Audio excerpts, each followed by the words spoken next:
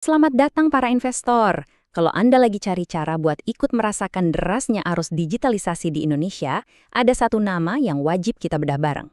PT Data Sinergi Tamajaya dengan kode saham Elite. Nah, di sini kita akan bongkar tuntas apakah perusahaan ini benar-benar punya apa yang kita cari. Kita mulai dengan satu angka yang, wow, luar biasa besar. 360 miliar dolar. Ini bukan angka sembarangan ya.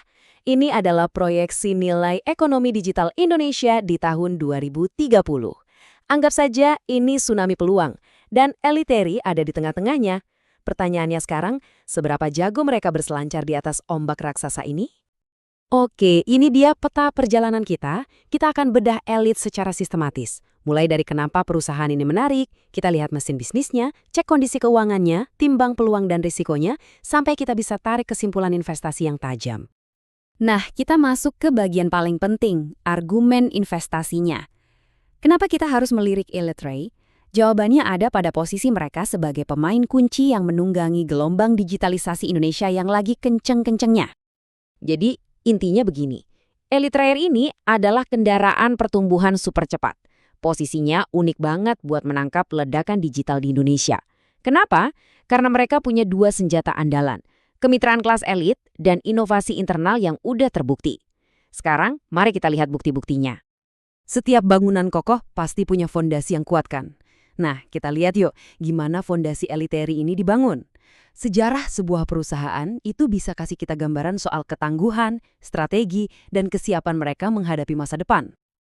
Yang paling menarik di sini itu akselerasinya. Coba perhatikan, perusahaan ini butuh 1 dekade buat membangun fondasi yang solid.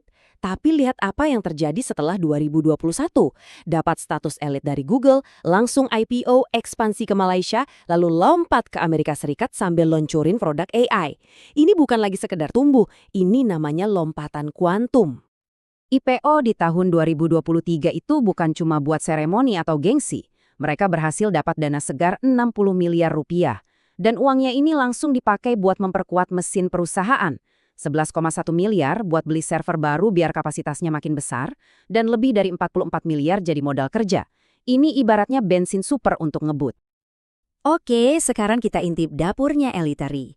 Gimana sih sebenarnya cara mereka menciptakan nilai dan tentunya menghasilkan uang? Nah, ini dia.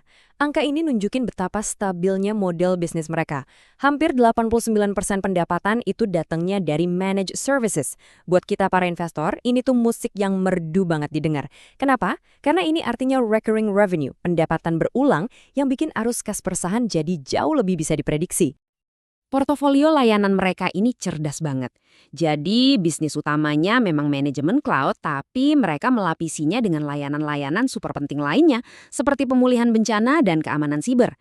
Terus di atasnya lagi mereka berinovasi dengan AI seperti Elipedia. Ini bukan sekedar daftar layanan, ini adalah sebuah ekosistem yang bikin klien jadi lengket dan susah pindah ke lain hati. Tolong perhatikan kutipan ini baik-baik. Satu-satunya mitra Google Cloud MSP di Indonesia. Ini bukan sekedar status, ini adalah competitive mode atau parit pertahanan bisnis yang dalam. Pengakuan ini menempatkan Eliteri di klub super eksklusif yang isinya cuma 56 mitra elit di seluruh dunia. Ini validasi global, bukan main-main. Oke, ceritanya bagus, strateginya kelihatan solid. Tapi angkanya gimana? Yuk kita lihat buktinya di laporan keuangan. Ini adalah pembuktian dari semua cerita tadi. Nah, lihat bagaimana strategi tadi jadi angka yang fantastis. Pendapatan mereka itu nggak cuma tumbuh, tapi meledak, melonjak hampir 80% di tahun 2023. Dan masih lanjut naik hampir 50% di tahun 2024. Ini bukan pertumbuhan biasa, ini tipe pertumbuhan yang dicari-cari investor di sektor teknologi. Dan yang paling penting, pertumbuhan pendapatan yang gila-gilaan ini bukan hasil bakar uang. Justru sebaliknya, laba bersihnya ikut tumbuh subur. Ini bukti kalau model bisnis mereka itu bukan cuma bisa digenjot, tapi juga sangat efisien. Neraca keuangannya juga menceritakan kisah ekspansi yang sama. Total aset tumbuh dari sekitar 228 miliar jadi 279 miliar rupiah. Pertumbuhan ini didanai oleh kombinasi cerdas antara peningkatan modal sendiri dan juga utang yang terkelola, semuanya untuk mendorong ekspansi bisnis lebih jauh lagi. Coba kita lihat tingkat utang mereka. Di tahun 2023, rasio utang terhadap ekuitas atau debt to equity ratio ada di level 90%. Angka yang cukup wajar. Tapi lihat, di tahun 2024 angkanya naik jadi 108%. Tunggu dulu, ini bukan tanda bahaya. Ini justru cerminan dari strategi yang disengaja. Mereka secara sadar menggunakan utang sebagai bahan bakar roket untuk mendanai pertumbuhan agresif yang kita lihat tadi. Ini langkah berani yang wajar buat perusahaan di fase tumbuh, tapi tentu saja, ini metrik kunci yang harus terus kita pantau.